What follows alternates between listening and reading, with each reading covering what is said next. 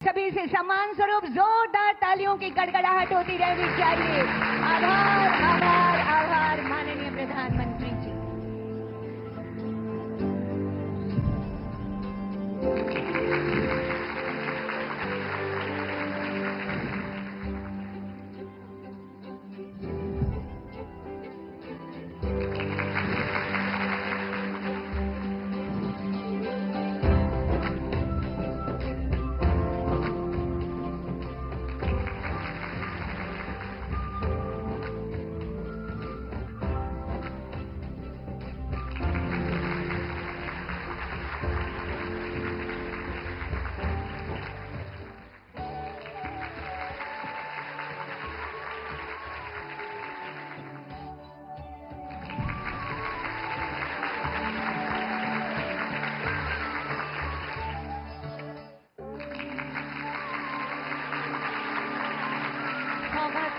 सौगातें और लगातार सौगातें, इन सभी विकास परियोजनाओं का उपहार देने के लिए एक बार जोरदार तालियों के अनुगूंज होनी चाहिए। आप सबकी तरफ से आभार व्यक्त करने के लिए माननीय